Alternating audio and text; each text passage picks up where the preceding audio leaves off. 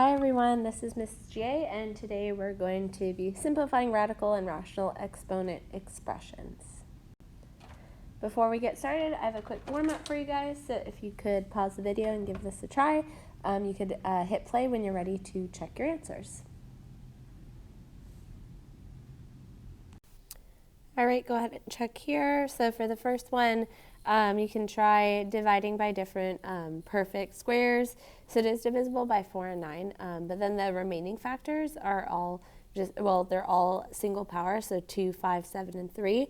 So there's no possible way to simplify this more, which leaves you with 6 root 210. For the second one, again, try dividing 864 by some perfect cubes that you know. So it is divisible by 8 and 27, and then that leaves you a remaining factor of 4. So these simplify to 2 and 3, so 6 cube root of 4. And then here, try dividing it by a common fifth root, which would be 32. So it is 32 times 6. 6, you can't simplify any longer, so it's 2 times the fifth root of 6. So today we're going to be working with expressions that have what are called rational exponents, which is just kind of a fancy way of saying an exponent that's a fraction. So any rational exponent can actually be written as a radical expression. So you can rewrite a to the power of m over n. In two ways, they really mean the same thing. So it's the nth root of a to the power of m, or the nth root of a to the power of m. So it doesn't matter if you have the exponent m outside or inside the radical, you'll end up with the same thing. It means the same thing. So notice that the numerator of our rational exponent becomes the power of our expression, and the denominator of our rational exponent becomes the index of our radical. So some extra vocabulary down here. The number here, we call that the index, and then what's inside your radical is called the radicand. So again, the exponent m over m indicates the mth power of the nth root of a, or the nth root of the mth power of a. So again, it doesn't matter if you have the exponent inside or outside the radical, it will simplify to the same thing.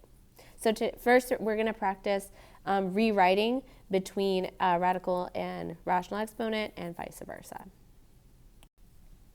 Okay, so let's give these a try. We're going to translate it to the other form, and then we're going to simplify whenever possible.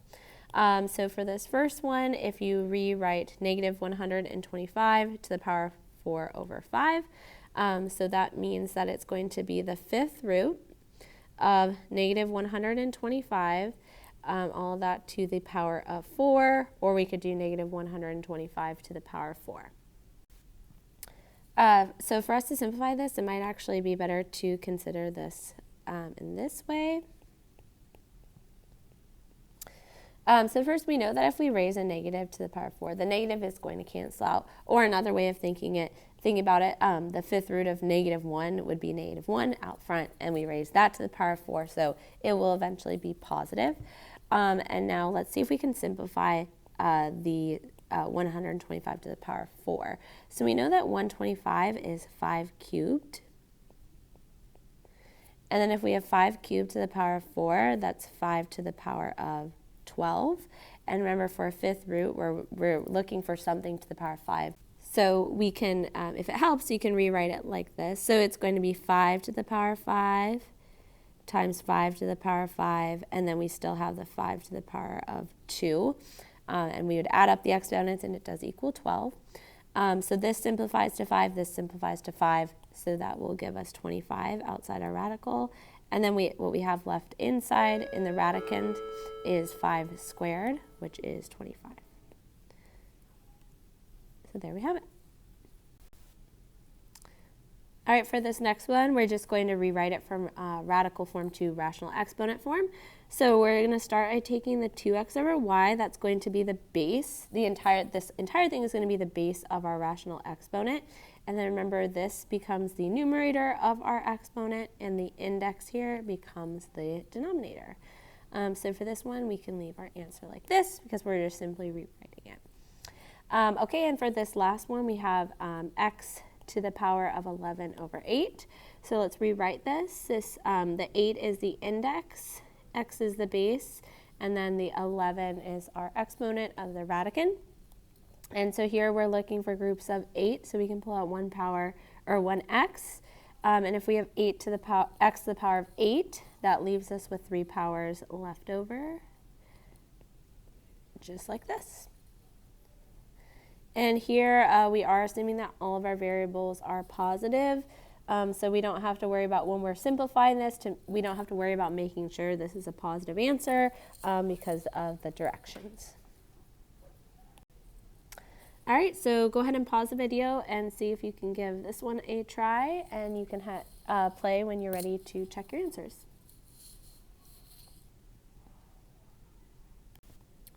All right, go ahead and check your work here. When you rewrite this, you get 11 to the power of 6 over 3, which is just 11 squared, so that we actually can simplify to 121. Here, when you rewrite, you get cube root of xy to the power of 5. So you can simplify out xy, and you're left with xy squared. So x squared, y squared, make sure you have those parentheses. And then for this one, it's actually, I think, easier to rewrite it like this, because when you're simplifying, you could take the 4th root of 81 over 16, which is 3 over 2, and then you can cube that to get 27 over 8.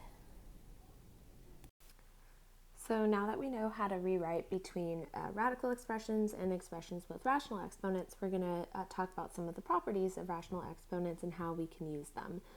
So these properties are the same properties of just regular exponents. We know the product of powers property. So if you have 2 terms that have the same base, that have exponents, and you're multiplying them, all you have to do is add up the exponents. So a to the power of m times a to the power of n equals a to the power of m plus n. So it works the same with rational exponents. The quotient property, very similar, except when you're dividing 2 terms with exponents, you subtract the exponents. And please note here, the bases do need to be the same. So again, it works the same with rational exponents as with non-rational exponents. The power of a power property says if you raise a term with an exponent to a power, you just multiply the exponents. So like you see here, you'd multiply m and n. The power of a product property says that if you have a product, meaning you're multiplying 2 things, raised to a power, you could raise each term in the product to that power individually. Or of course, you can kind of do the opposite, and you could multiply the 2 bases together if they have the same exponent and then raise it to the power. And for the power of a quotient property, same thing. If you have a quotient, meaning you're dividing raised to a power, you could just take each term in your quotient and raise it to that power. So you can kind of think of it almost like distributing exponents. Just remember, you absolutely cannot distribute exponents to a sum or difference. So if you have something like this, it is absolutely not equal to x to the power of m plus y to the power of m. And likewise, if you have x minus y to the power of m, it is not equal to x to the power of m minus y to the power of m. So you can't distribute exponents to a sum or a difference. All right, so we're going to see if we can use these properties we just learned to help us simplify. So for this first one, we see we have 2 terms with the same base. It is a quotient, and our rule is to subtract the exponents. So we do 8, which is the base, and it's going to be to the power of 1/3 minus 2/3. So that leaves us with 8 to the power of negative 1/3. And I'd like to remind you that a negative exponent doesn't make your answer negative. It actually causes a reciprocal action for your base. So this actually becomes 1/8 to the power of 1/3. And then we can actually simplify this a little more by now writing this as a rational expression, cube root of 8, which is 2. So this simplifies to 1/2. Now if you look at this next one, you might be thinking, well, we can't use our rules because the bases aren't the same. However, I think there's a way we can rewrite 25 to have a base of 5. So if I rewrite 25 as 5 squared, I'll still raise it to the power of 3/5. And now we can multiply. But before I do that, we're going to use that power of a power property, and we're going to multiply the exponents here. So this becomes 5 to the power of 6/5 times 5 to the power of 9/5. So now you can see that our bases are the same. And when we're multiplying, we are going to add up the exponents. So it becomes 6/5 plus 9/5. So this becomes 5 to the power of 15/5, which becomes 5 cubed, which is 125.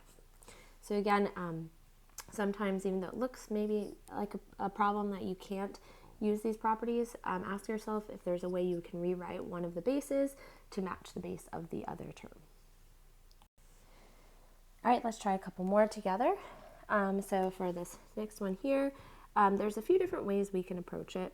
But remember, when we have a quotient raised to a power, we can just raise each term in your quotient to the power. So we're going to multiply the exponents in the numerator and the denominator. And remember that 16 needs to be raised to the power of 3/2 as well. So this is going to be y to the power of, we're going to do 4/3 times 3/2. So that becomes 12/6. I'll simplify that in a moment. And then in our base, we have 16 to the power of 3/2. And then we have y here to the power of, here we have 2/3 times 3/2. So that gives us 6/6. Now before I do anything else, let's simplify our rational exponents. This becomes y squared, 16 to the power of 3/2, and this just becomes y. So now from here, we could treat these two terms separately. So for this one, we have y squared over y, which will just result in y. And then we could rewrite this as the square root of 16 cubed. And we know that the square root of 16 is 4, and we know that 4 cubed is 64. So this just becomes y over 64.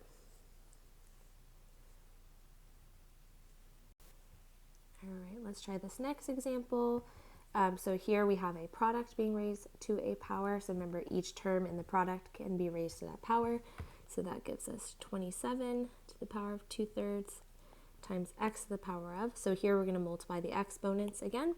So we have 3 times 2, which is 6, and 4 times 3, which is 12. So this would give us 27 to the 2/3 and x to the 1/2. Now for this one, we can try simplifying this by rewriting it as a radical. So it's going to be the cube root of 27 squared times x to the power of 1/2. So the cube root of 27 is 3, and 3 squared is 9. So this becomes 9 times x to the power of 1/2. We could rewrite this as the square root of x, but typically if the original problem is in rational exponent form, that should be the form of our answer unless otherwise stated. So we will leave our final answer like this. All right, so at this point, I'm going to ask you to pause the video so you can give these two a try on your own.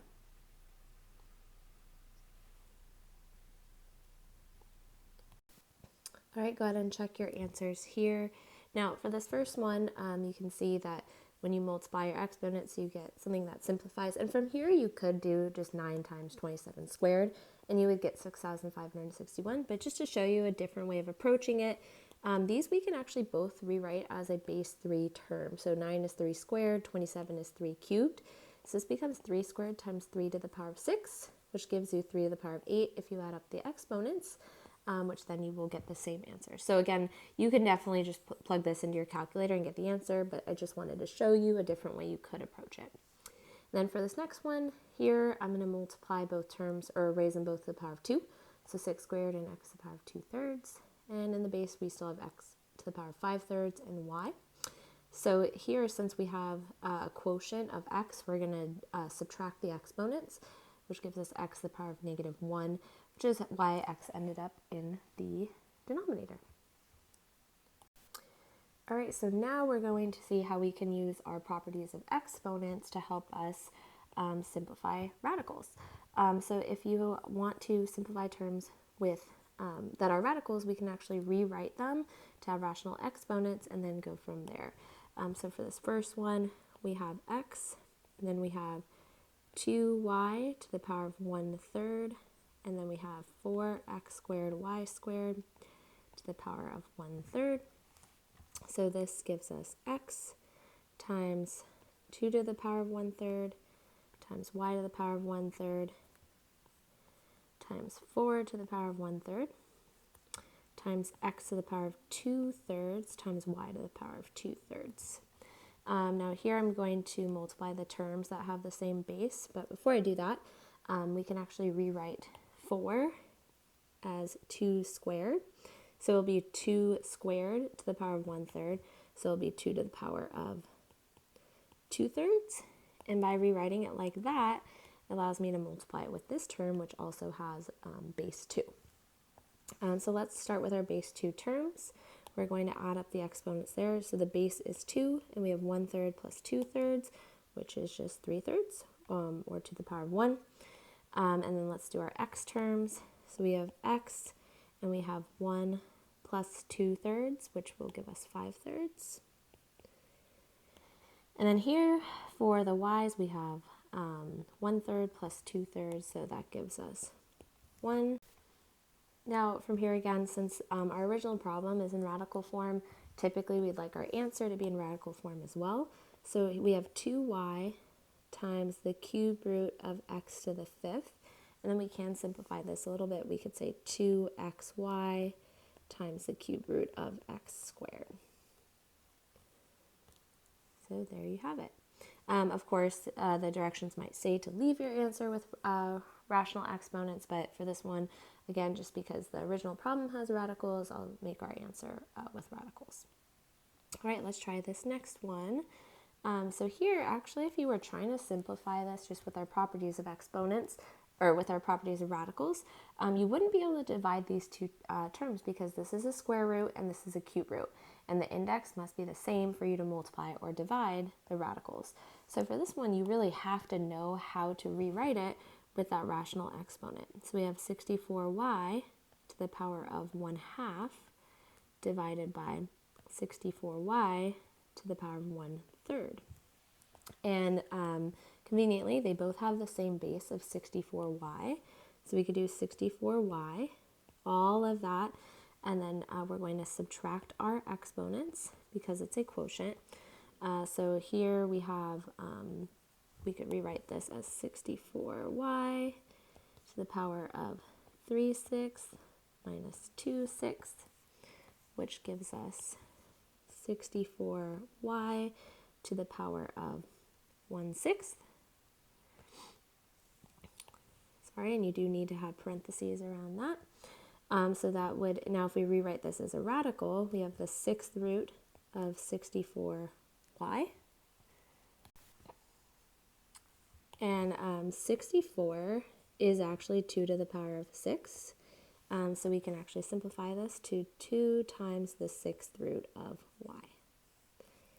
So by understanding how to rewrite a radical as a rational exponent, it can allow us to sometimes divide radicals that don't have the same index. So you see like we did here. And remember, we want to simplify everything as much as we can. All right, so again, I'm going to have you pause the video and give this one a try on your own.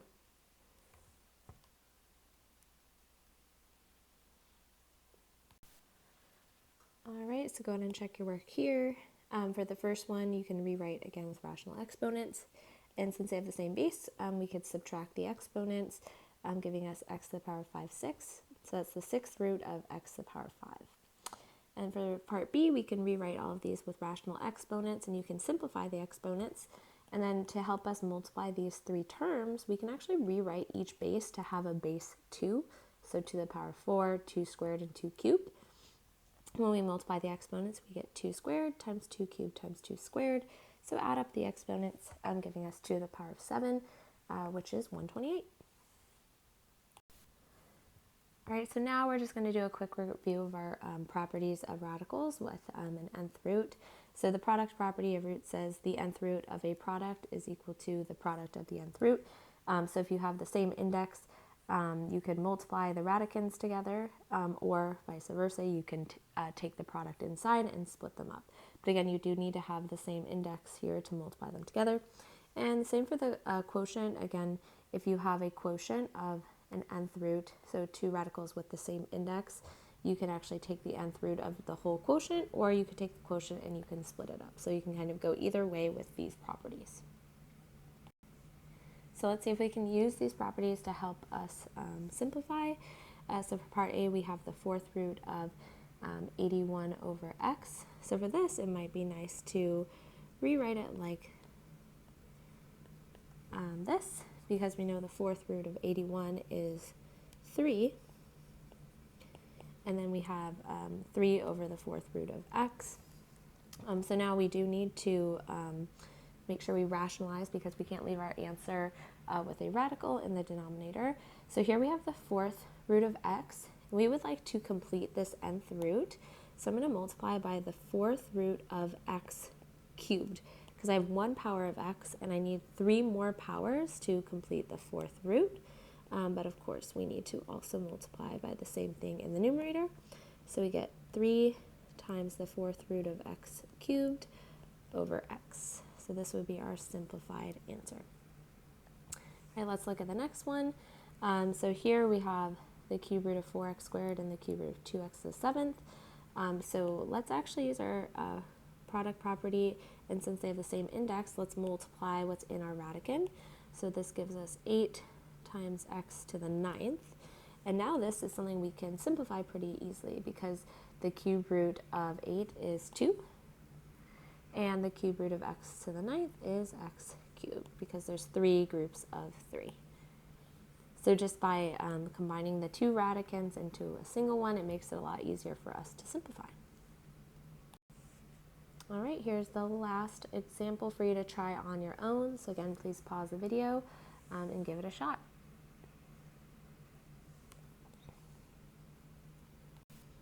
All right, go ahead and check your answer here. So if we write this as a square root of the quotient, it allows us to simplify 18 over 8 to 9 over 4, and then this leaves us with x to the 5th in the denominator. Then we could rewrite it as 2 separate radicals of quotient. So square root of 9 is 3, square root of 4, x to the 5th is 2x squared times the square root of x, and then we need to rationalize by multiplying by root x over root x, giving us this as our answer. All right, that is all for today's video. Thank you so much for watching.